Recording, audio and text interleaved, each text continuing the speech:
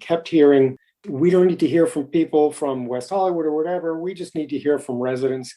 But we were able to turn out just your garden variety people. And they all said, we just want to be able to ride a bike. We're going to have 16 speed humps and 3 roundabouts and 114 new enhanced crosswalks and 114, get out of here. It's going to help people get to school. It's going to help people get to the Orange Line. It's going to help people get to the LA River. Uniting a lot of neighborhoods and making these corridors for biking and connectivity to the Orange Line real. $2 billion for this out of the surplus, we feel is a very important next step so that we can see these bike highways. This is the right year to make sure we make a big bet on active transportation. But I think we're going to call you the Oprah of like the safe streets movement. It's like, yeah, you're just like giving us money. Like we're going to get millions of dollars. Like you get a curb cut and you get a curb cut. I'm not you get a giving compact away traffic cars. circle. This isn't just some engineer in a back room. It needs to be from the community. Welcome to Bike Talk, KPFK. We're doing it on Zoom until all this COVID madness is over, then we'll be back in the studio. My co-host Nick Richard and myself, Don Ward, are here today with some great guests as always. First up, we have Mark Elliot of Better Bike Beverly Hills, and he's going to talk to us about the Beverly Hills Complete Streets Plan, which was just recently passed. And then later on, we're going to get Deborah Murphy and Hilary Norton on, and we're going to talk some Canoga Park and statewide issues. Welcome to the show, Mark. Thank you, Don. I want to thank you and thank Nick for running like the longest bike broadcast here in our area. I mean, it's just, I think, a fantastic achievement. So I love you guys to crank it out. Thank you. The news here from Beverly Hills is the City Council last Tuesday adopted a complete streets plan. Still on the books, we had a 1977 bicycle master plan, back from the early bike renaissance in the 70s. They just left the old plan on the books. And because, I had a couple of close calls here in Beverly Hills, and I started wondering, well, where's the infrastructure, the bike lanes and all that? And so I looked online, I found this 1977 plan. And so I called city staffers and basically asked, well, this can't be right? We can't be operating off a 1977 plan. Yeah, well, we know it needs to be updated. And so I got involved in 2010 and just started working my way into the small gears that are Beverly Hills City Hall. And I started going to the traffic and parking meetings and started interacting with city council and city council members. And before long, you get to know everyone in a small town. We're just 39,000 people here. And ever since then, I've just been keeping on the pressure. When are we going to update that bike plan? How are we going to incorporate mobility into all the things that Beverly Hills does, all the decisions we make, all the policies? Where's the mobility aspect? It's just always been gone. Over the last 10 years, we kind of basically just pushed council into acknowledging the need to update that 1977 bicycle plan. And that was made actually a city council priority back in 2016 because of pressure from Metro. Metro requires an approved complete streets plan for grant money. City council said, okay, we're just going to fold that bike plan update into a complete streets plan. If you remember, city council approved those high visibility lanes for Santa Monica Boulevard, still the biggest, and I would argue maybe the only win in Beverly Hills, but a very significant win. Just around the time they approved those Santa Monica bike lanes, they kicked off a complete streets planning process, and through 2018 were the workshops and everything, the walk audits, the whole thing. They hired Iteris, and Iteris Consulting hired Alta Planning. So it was like a pretty good process going. And they came back with a draft plan in early 2019, and that's when the NIMBYs got wind of it, and all of a sudden it was, what's going on? We never heard about this. Literally 3 voices, old school Beverly Hills on the north side. We didn't hear about this. What are you taking away? And it's a same story that's played out everywhere, and that caused the city to kind of put a pause on the draft plan. It's a pretty good plan. It's got a lot of good pro-bike and pro-mobility policies, a citywide proposed citywide bike network. We were really able, just working with staff entirely behind the scenes, really able to kind of wedge a lot of the things that we wanted in there. But then the NIMBYs put the brake on it. That was December 2019. It put the brake on the process for a year. Towards the end of 2020 in December, council hired a mediator, basically to kind of mediate between the two sides, right? The NIMBY side and the pro-bike side. And, surprise, only one NIMBY showed up. We had probably half a dozen pro-bike people. We didn't want to flood the thing because we were looking for a dialogue. One NIMBY shows up. There was really nobody to talk to. Coming out of that, the city took their time and teed it up for council consideration in April. That happened last Tuesday. And we were able to turn out some great folks, almost entirely residents, because we kept hearing, we don't need to hear from people from West Hollywood or whatever. We just need to hear from residents, win over those NIMBYs. Well, that's never going to happen. But we were able to turn out families to call in, non-spandex people, just the garden variety people. And they all, the last person said, we just want to be able to ride a bike. We like riding during COVID. We want to be able to get around. Streets are too dangerous. And so in kind of an anticlimactic moment, council by unanimous consensus, which was 4-0 because one was out, they said, yeah, we adopt a plan, and the city attorney says it's a done deal. So I guess we call it a done deal. So they adopted the plan.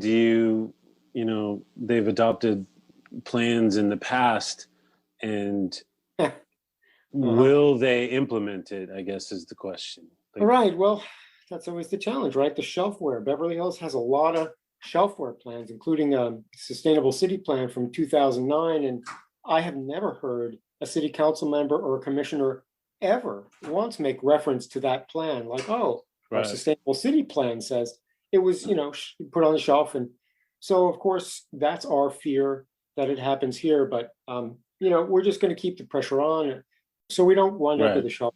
I'm just curious about the grant money that Metro provides.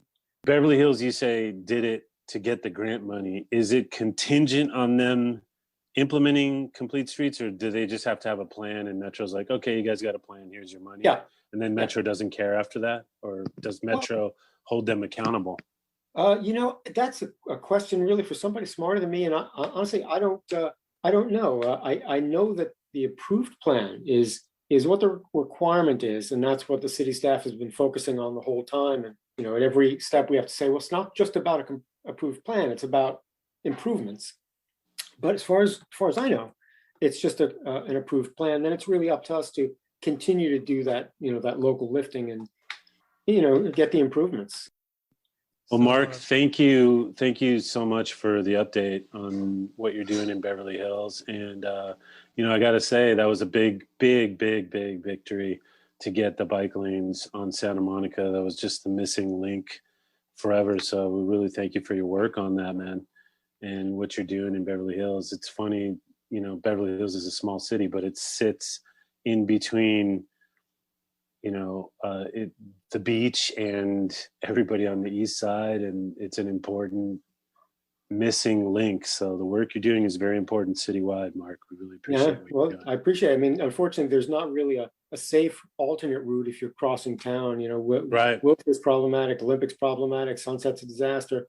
But I just want to close by saying we couldn't have done that without all the folks that showed up. I mean, we had 40 to 60 people at those meetings, meeting after meeting.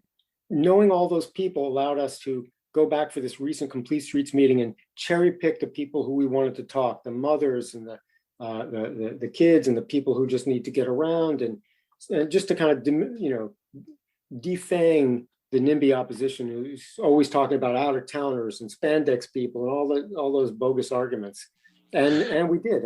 I heard from a council member, like, you guys turned out just the right people. And we couldn't have done that without all the folks along the way who wrote in from the east side. I think you were there, Don. I mean, come on, these people really hauled ass across town to come to these meetings and never got discouraged. So I just want to thank everyone for doing that. Cool, man. That was Mark Elliot of Better Bike Beverly Hills. Do you have a social media contact for our audience to check you out?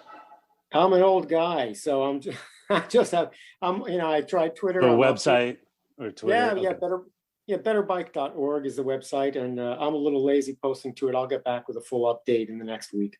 Awesome. Mark, we're going to have you on again in the future with updates. And definitely whenever you need people out, contact us and we'll put the word out.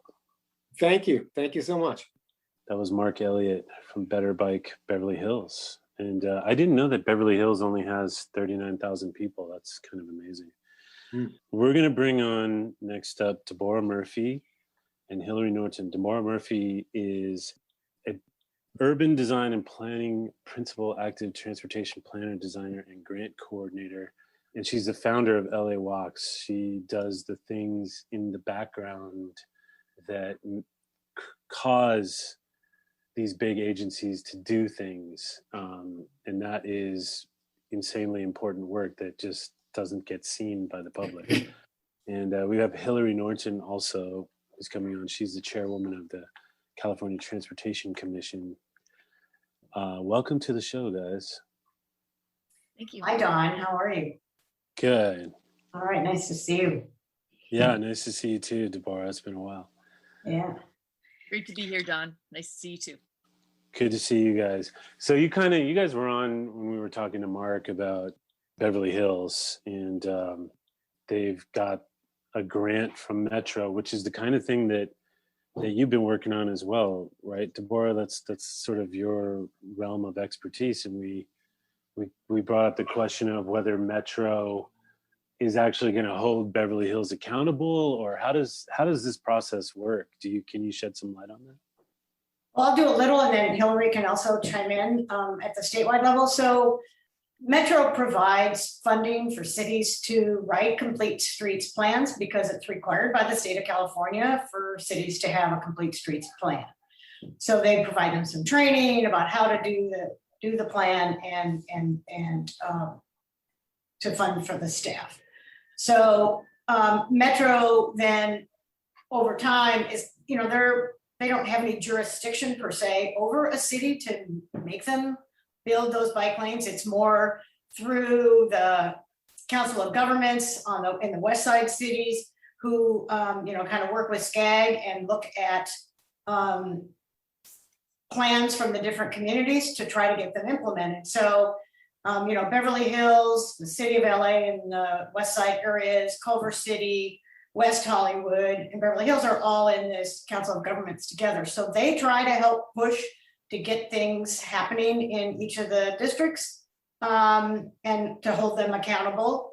And then Metro, just through its policymaking tries to do that, but they have no formal authority to say, well, you aren't doing this right, but they're not going to give them a grant to implement a project that doesn't meet their plan. So there's hooks there to make sure. It's more about the money and the kind of pressure of the other West Side communities. But Hilary could probably shed some other light. Well, I think it's also a basis for funding. And so you need to be within the plan, and it helps network you up for CTC money and others. Now that there's a broadened complete streets funding in through Caltrans and with more active transportation program funds, this is going to help be the basis for saying, here are the next things we can do to actually build out the networks. And we're very excited about that. And so there will be discussions about projects piece by piece, but as Deborah said, it needs to be shown that it is a full network. And I'm excited to see it because now, Beverly Hills was the missing piece in the Wilshire BRT. They've been the missing piece with some of the other projects like the Purple Line. And so now it's going to be helpful to see, okay, now this transit is coming or the transit exists with the BRT. How are you going to network that up with good pedestrian amenities and good bike amenities so you can have a great network of transportation and not just these individual projects that aren't connected? Yeah, because what we all talk about is this gap closure. So Santa Monica Boulevard comes all the way through West Hollywood, stops at the border with Beverly Hills. And then, what does it do on the other side? So the gap closure kind of thing is something that Metro likes to fund, Caltrans likes to fund. So this is a key thing. And the peer pressure from those other cities will help make that demand. And the Crenshaw North line that Metro is studying right now, another thing about how do you make connections to transit, and Metro has money under their Metro Active Transportation Program called MAT. It replaces the Metro Call for Projects, and it's all about building stuff near transit stations. And because ones in Beverly Hills aren't built yet, and they're going to open 4 or 5 years from now, there'll be some funding to do more pedestrian bike improvements around those stations. So those are the hooks. And do we feel like Beverly Hills is going to follow through on this? Like they're obligated at this point, or right? Or they're obligated to follow their plan unless they revise their plan, and then they're not going to get the funding to do anything. If they don't do this complementary pedestrian bike thing, they're not going to just get money to do road improvements because Metro is not funding road improvements; they're funding pedestrian and bike improvements. Okay, that's kind of the question we had earlier. That's the hook. And the community, like Mark, have to be there, at their heels, and don't let them forget.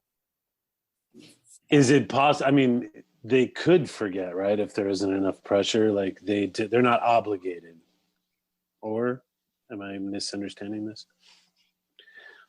Yeah, I mean, nobody's obligated to do anything, really. I mean, it's if they could just leave everything the way it is, and if they don't invest any money, then they don't do anything. So they can get a lawsuit, and somebody says you have to implement this to reduce your vehicle miles traveled, or you have to do this to meet greenhouse gas things. But most of that right now is all tied to funding, not tied to demands. We don't even build enough housing. The state tells the cities how much housing they should build. The city doesn't own that much land. It's up to the developers to build the land. So there's all of these things that we're in the same boat with, not just related to transportation. Deborah, you recently scored a grant. I apologize. I'm not the most articulate person when it comes to talking about all this stuff. This is like wonky stuff but you got us some big money out in the valley in Canoga Park. Let's talk about that. Sure. So over the last 13 years, I've been writing lots of grants, mainly for the city of Los Angeles, to fund active transportation, pedestrian and bike projects, open space, and climate adaptation projects. The number has now gone up to $278 million that I've helped cities and nonprofits get for for these projects. Yeah, we're gonna do a round of applause. Awesome. Yay, awesome. I'm Very proud of that. But it's also then about back there. getting them properly implemented. But so I often get hired by LA Metro. They, similar to what Mark talked about this grant, they pay for grant writers to help cities apply for statewide funding and other funding. So there is a program at the state level that's run by the California Transportation Commission, which Hilary is involved with and is chair of the commission, along with Caltrans, called the Active Transportation Program, ATP. So the whole goal of the ATP program is to shift mode of travel from driving to more walking and biking, to make it safer, to increase the number of trips people take by walking and biking and getting on public transportation, making it safer so we reduce crashes. We don't call them accidents. There's no such thing as an accident. Everything's a crash or collision. There's usually a reason behind everything. Help build community and make a connected network of improvements that really can be transformative for a community, and that they utilize some innovative techniques and technologies.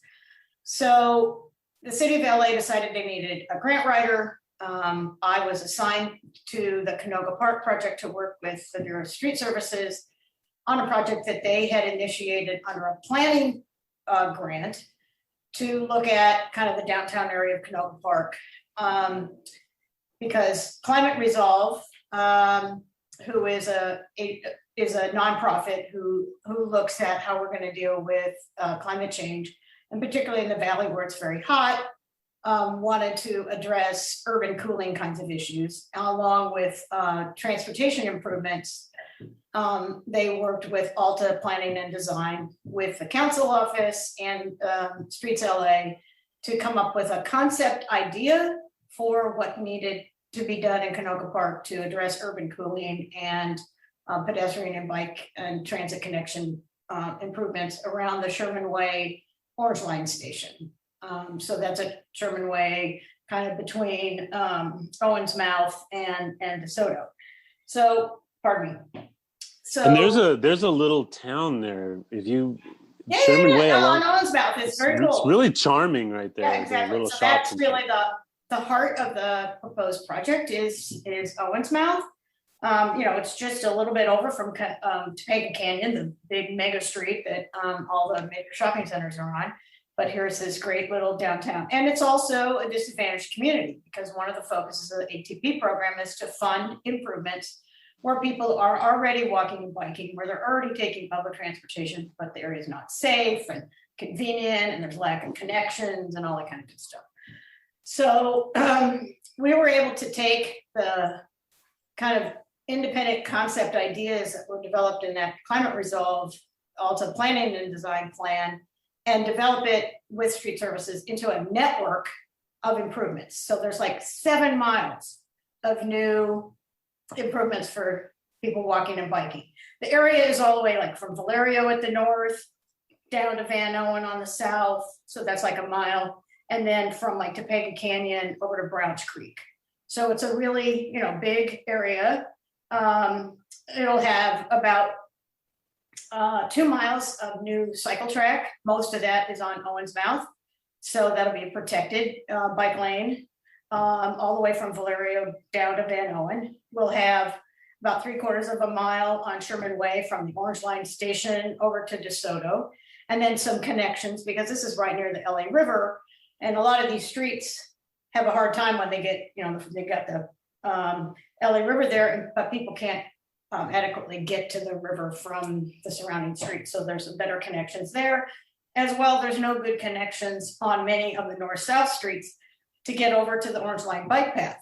So there is some new pedestrian bike signals that will connect people, because right now you have to go like a half mile out of your way to cross safely at a traffic light at Sherman Way or all the way down at Bassett. So they'll get those improvements. There's 8 schools in this neighborhood. So they'll get on Valerio and on Varial. There'll be speed humps along there. There'll be mini roundabouts at the intersections, all these things to do traffic calming to make it better for people walking and biking. Yeah, so we've got I got numbers here. I got all kinds of numbers. We're gonna have 16 speed humps and 3 roundabouts and 114 new enhanced crosswalks and 114. Get out of here. Yeah, it's up 114. They're going to 110 new reconstructed disabled ramps, 39 new disabled ramps, 20 new benches, 150 street trees. So again, it's that comprehensive package of improvements that really impressed the reviewers of this application, that showed that there's this whole network. It's going to help people get to school. It's going to help people get to the Orange Line. It's going to help people get to the LA River Greenway, whether it's to get to their job or a school or to do recreation. I mean, this is mainly about transportation for more than recreational purposes, but it really creates a whole network of improvements. And I love it. The transformative nature that Caltrans said, if we're going to fund some big projects, you better prove to us that you're doing something that's really going to change people's mind about their neighborhood. And like you said, then Owens Mouth is this very charming commercial little street. And Owens Mouth and Sherman Way is like, what was that, like a railroad town at some point? Like there's these little clusters, like in Van Nuys, there's a little downtown where the development was a lot of it was around where there, for Van Nuys anyway, it was because of the trolley car. I forgot if there was a trolley car stop near here, but most likely. Anyway, so we were able to convince Caltrans and the CTC that a $30.7 million application was worth them funding. The city also has $7.8 million in match. So this is really like a $39 million project. So Canoga Park's getting big time. Yeah, that's good. And I So would add, Hilary, were you on the other side of that? Is this like you received the application or how? yes. And Okay. I also want to say that when Deborah's talking about $30.7 million, the average application that we funded was 5 million. So Yeah, this it's was huge. really something where it's like the application was funded because it was so comprehensive, because it really did talk about uniting a lot of neighborhoods and making these corridors for biking and connectivity to the Orange Line real. And I think that's the part that is so important, is that we can't just do these sort of special areas and have them not connected.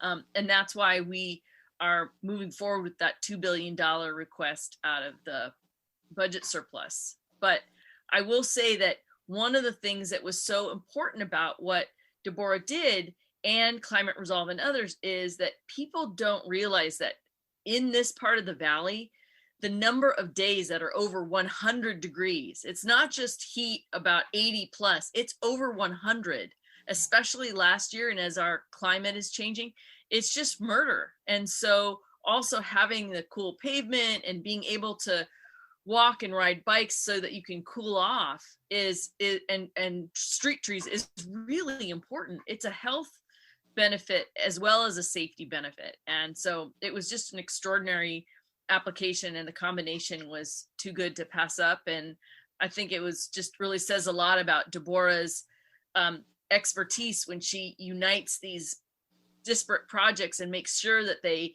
interact, because that's really what's going to get people to feel like they can get out of their cars and do something else, because it's all been thought of and it's all networked beautifully. Yeah, thanks for reminding me, because I didn't get to my list of the urban cooling stuff. But yeah, we put cool pavement along the Orange Line, bike path, make a little bit better separation between where people walk and bike, have some like shade structures at certain like cooling station points along the route on the Orange Line between Valerio and Van Owen. Yeah. So people have a place to rest, they can fill their water bottle, they have a bench to sit on, chill out, meet your friend, you know. So Dawn, you know, you need to meet some buds out there. You say, hey, meet me at Sherman Way and the Orange Line, and we'll hang out and get some water. I ride on the Orange Line in that area a lot, and you know, it's true. There's a lack of connection, like Owens Mouth. Like I want to be in that neighborhood. And it's crazy right there. It's like they think everybody the intersection.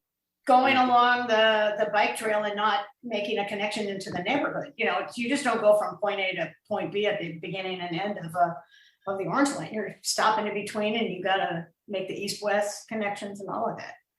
Yeah. So and the shade trees are key. And you know, this is something that I've been really pushing on Caltrans over the years, because when I've been writing these ATP applications since 2014, and the first thing they would always say is, well, we're not going to fund trees. You can only do like less than 10% of your budget can be used for trees, because we don't do that.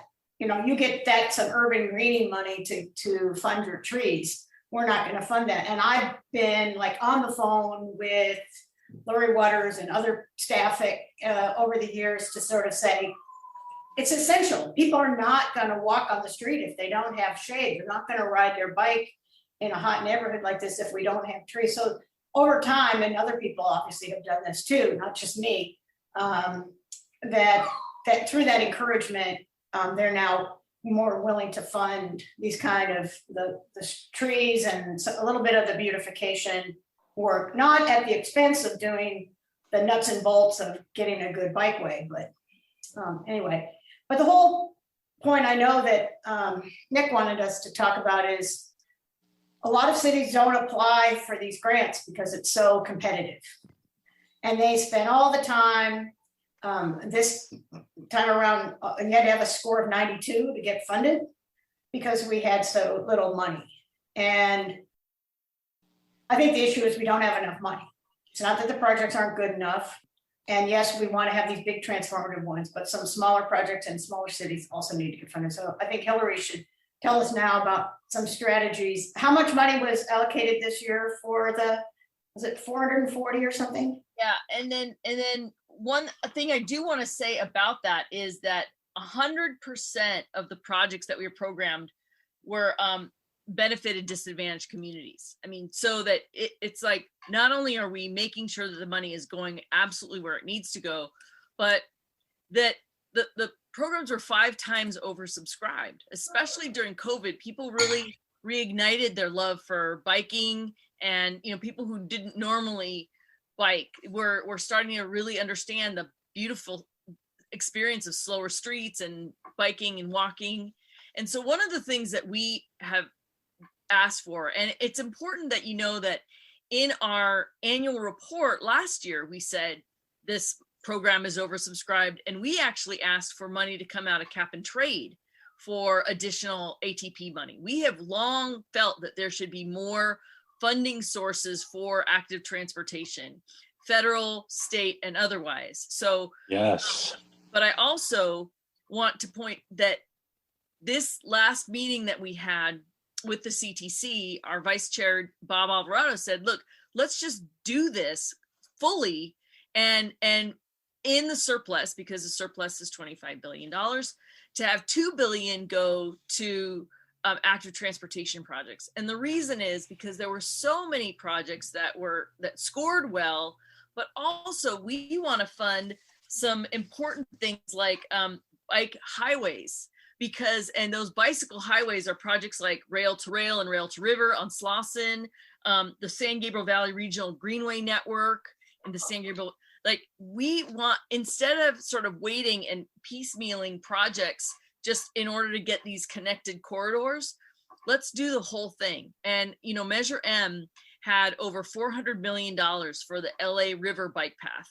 And it's that same thing where we want to have a totally connected corridor and do it all at once. And that's why spending this money now on major projects and that connectivity is so important. And that's why $2 billion for this out of the surplus, we feel, is a very important next step to get these larger projects that fully connected, so that we can see these bike highways as a way of talking about this in the same kind of conversation that we would have with a bus rapid transit or a major, boulevard.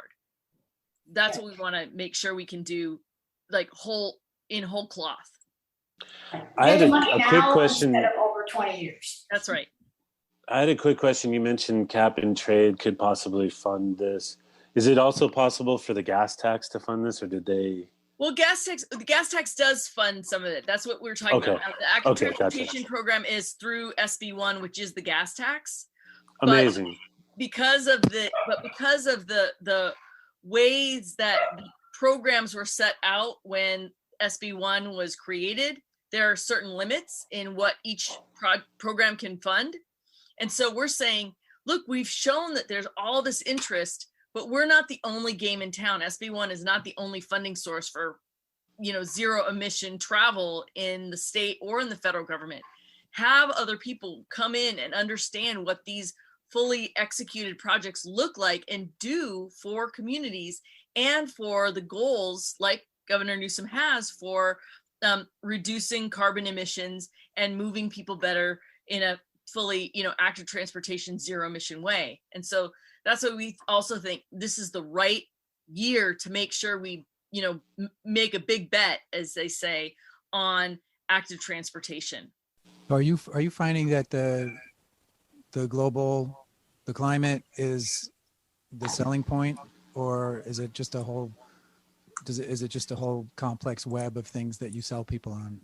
Well, I think part of it is the climate. I think what people really do understand is that these networks, if you're going to invest in bike corridors, don't have them be, a couple blocks here and a couple blocks there. Do it so that people can actually have a safe trip the entire way that they want to travel, so that you can actually start looking at bike commuting and bike travel, for recreation, feel that you can send your child to bike safely to school on a corridor.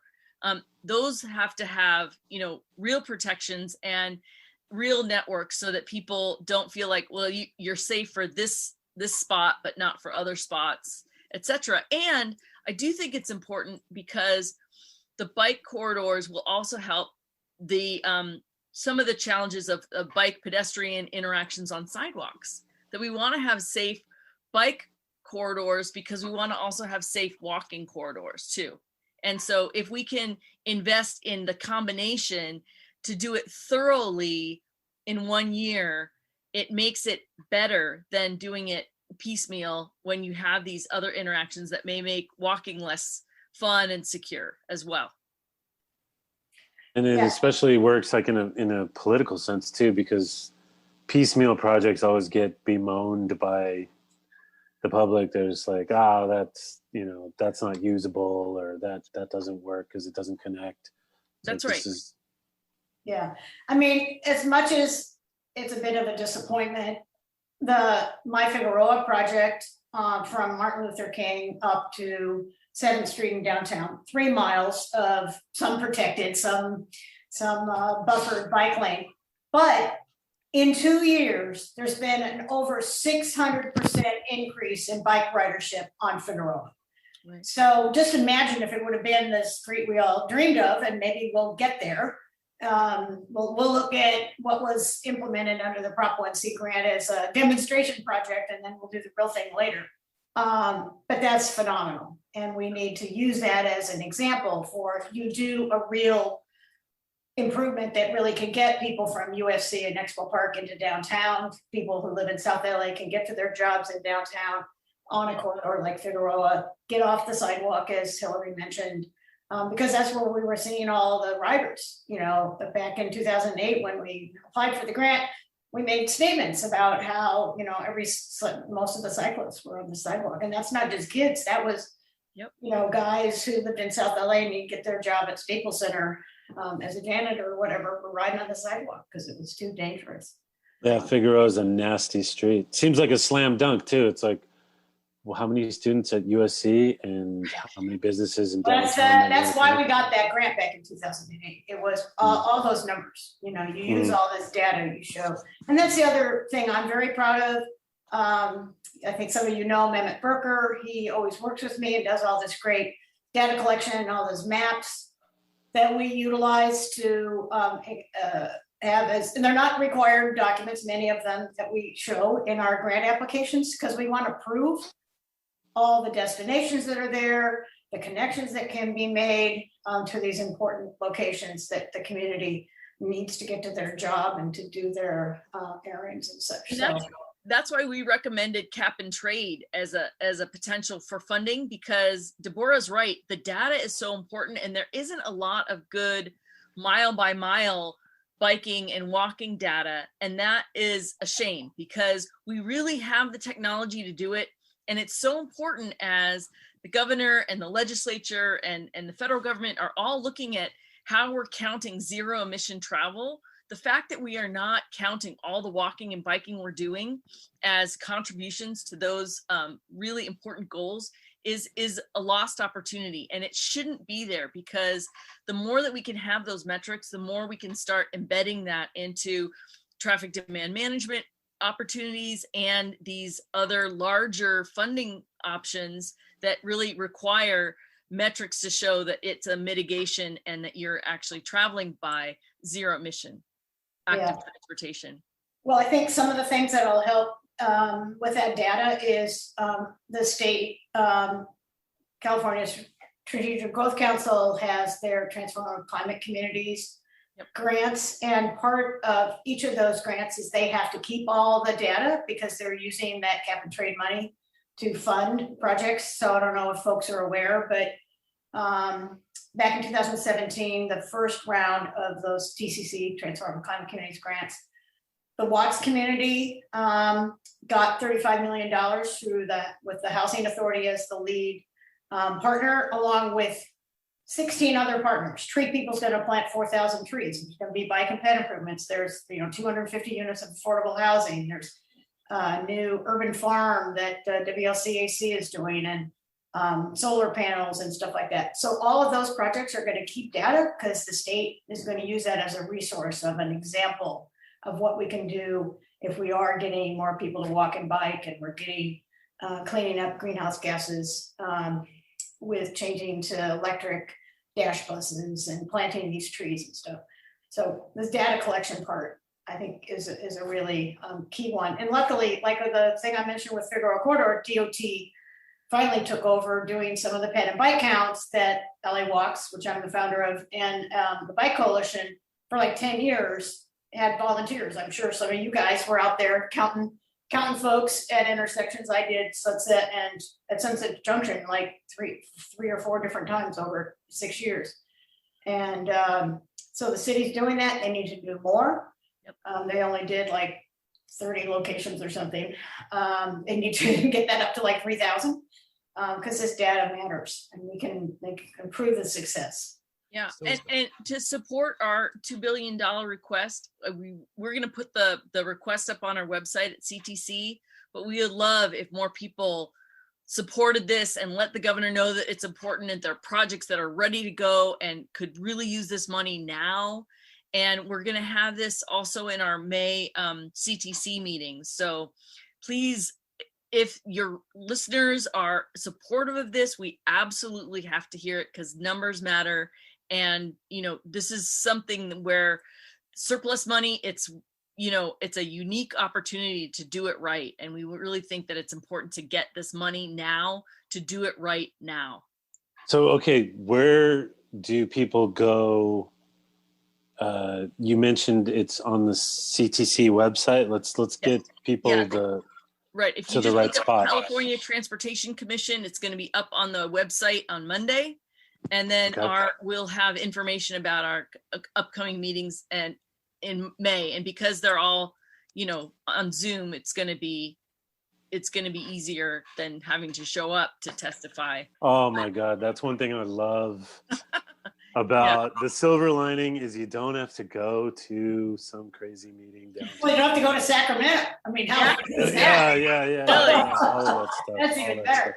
So, they need to keep that. How are they going to keep this format or what? Like, we need this. Well, I hope there's going to be a hybrid. I hope there's going to be a hybrid format of personal interaction and this screen interaction so that people can do it. And the Southern California Association of Governments, SCAG, has done this hybrid format actually for a long time because the SCAG region is so huge and it works very well. So, and the City Council has been doing that with their. Before COVID, had their Van Nuys City Hall and LA City Hall, and they would take testimony from the Van Nuys City Hall. So satellite office kind of idea. Exactly. I just want to say thank you, Deborah, for my Figueroa, and thank you for Canoga Park. And what else should I be thanking you for? Oh, you could thank me for that $35 million for Watts. You can also thank me for $23 million for Pacoima and Sun Valley. That's all. Eagle Rock. Don't forget my neighborhood. And then Eagle Rock, huh? Yeah. And then $16 million for Eagle Rock Boulevard. And okay, so like we've had Jim Shanman on before in the past, and I was calling him the Mr. Rogers of the bike scene, but I think we're going to call you the Oprah of like of the safe streets movement. It's like, you're just like giving us money, like we're going to get millions of dollars, like. Right. You get a curb cut, and you get a curb cut. Yeah, no cars. I'm not you get a giving compact away traffic cars. Circle. No car giveaway. But you're giving up like East Side Riders, which you're giving away bikes and tennis shoes and all that kind of good stuff. So, yeah. So I think we're also learning that cities need to be hiring you to get those grants, right? Like, yeah, I helped Culver City get the funding. This one is just about finished now. This was also an ATP grant back in 2015 for Olinda Street. There's a new protected bike lane that goes from Washington Boulevard down to Culver Boulevard, and a bunch of improvements on Washington Boulevard there near, what am I forgetting? Elementary school. Just escaped my mind. And then some other improvements up on Venice Boulevard and then all around this school there. Bayona Elementary. It's Bayona Elementary. I'm wondering how you do what you do so successfully. Data is one key part of it. Yeah, data's, and the best part is when my firm or firm like me gets hired to both do the community-based design process as well as write the grant, so that we make sure that the things that the community has come up with during that community-based design process, which is like what we did for Eagle Rock Boulevard. We had a series of 4 workshops where the community identified what are the problems and the opportunities. They sat around tables and marked all this stuff up on the plans of Eagle Rock Boulevard. This is from New York to Colorado. They then, at the next workshop, broke into groups and designed their stretch of that street, where they wanted new traffic lights, where they wanted the bike facilities, where they wanted new crosswalks, what were some of the side street issues and connections over to Eagle Rock Boulevard. And then our design team coalesced those ideas into a proposed scheme that then we reviewed again at the 4th workshop with all community members. And then we turned that into a grant application. So that's also what the CTC and Caltrans is looking for, is that the community generated these ideas. This isn't just some engineer in a back room coming up with some idea. It needs to be from the community. And that's, I think, the best thing that California is doing, is that they make this a requirement for state parks grants, for those TCC grants, for the ATP grants, for all of this funding. The state is really on it, that the community asks for these things, the community designed them, and the community will be involved in implementation. And it's so important because the money needs to get spent, and there's nothing worse than giving money to a project that, obviously you're seeing that if it's 5 times oversubscribed, you're beating out lots of other projects. And so if that money's sitting someplace and not getting spent, it really is a waste. We want to make sure that every project is getting worked on and that money is going out and doing the good it's supposed to be doing, because there are 4 other projects that could have been using that money every single time. Yeah. So that's why, I did the Eagle Rock Boulevard application 3 years ago. And now I'm in Zoom meetings with, not getting paid, with Streets LA and with community members in Eagle Rock to say, now we're going to hold your feet to the fire. We're not going to let you, mess up this design, come up with something else. We ask for these improvements and we're going to make sure it gets implemented. So my advice to Mark is, just be there along the way and just be that rabid dog, at the heels of the Public Works Department with your elected officials to get your projects implemented. It takes a lot of hand-holding and a lot of demanding, but that's the way it's going to pay off. And then, like Hilary's saying, there's money out there for these projects. Yeah. So even though Beverly Hills, has got more money than many other communities, there is funding available, especially, and only if you're going to implement the vision that your community's created through the Complete Streets Plan or your bicycle plan or mobility plan, whatever you call it. So. All right, Deborah Murphy, Hilary Norton. You guys are like a 1-2 punch, right? Yeah, we've known each other for right? Yeah. I like that. I like being Deborah's wonder twin. I like that. Now I'm your wonder twin. Oh, you're my wonder twin. No, you're my wonder twin. No, I love it. Okay, so we're gonna get that California Transportation Commission website link up somewhere with our podcast, so people can go there. They're gonna put in comment on $2 billion. Yes, $2 billion. Yes, Governor Newsom, put this in your budget. $2 billion for ATP and for bike highways. Okay, maybe we need to have a talk with Streets for All with Michael Schneider, because those guys have been doing a great job of putting out emails with calls to action. So maybe there's we can get that in there and we can help you guys somehow. Los Angeles Walks, and we get the Bike Coalition. Okay, cool. Mark can get that out to the people he knows, and Don, you got, and Nick, you've all got good mailing lists. So yeah, just really inundate with that input. Let's get the money. Well, thanks. Get it. I like that. Let's get money. I swear to God, last week we were all kind of trying to brainstorm about lawsuits and all this stuff, and it was a little bit depressing. And today it feels the exact opposite. It sounds like there's tons of money and tons of promise. So there's tons of energy around this, which is exciting. Yeah. All right. Deborah Murphy and Hilary Norton, thanks for coming on. Absolutely. Thanks for having us. Coming on the show and golf clap, more than a golf clap. We need Nick, do we have like an audience cheering sample that we can throw on real quick?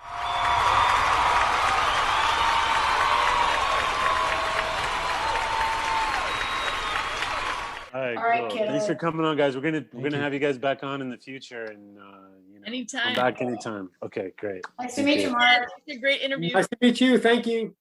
Absolutely. Take care, guys. Bye.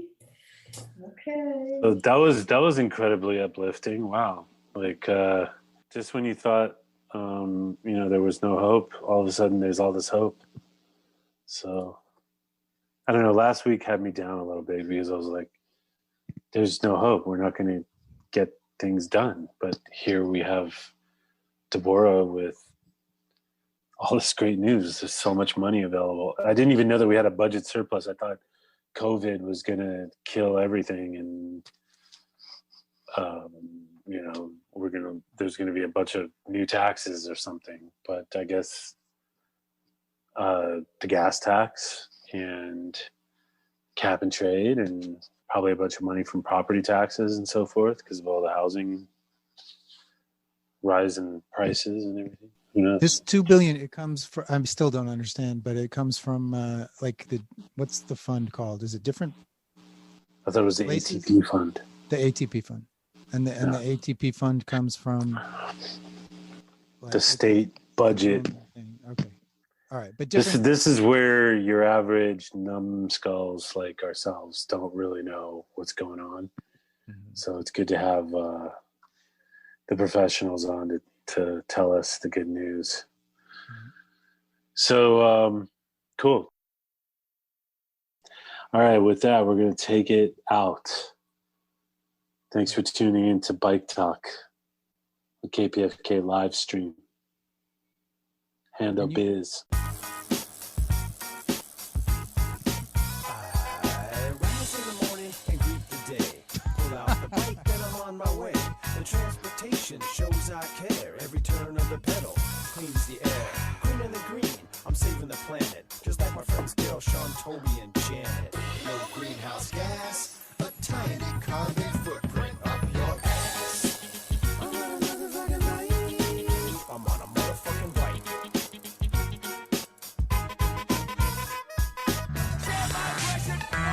Thanks for listening to this episode of Bike Talk. If you want to hear more, go to kpfk.org, navigate to programs, and choose Bike Talk. On the Bike Talk page, click on the archives link to play or download shows posted in the last 4 months.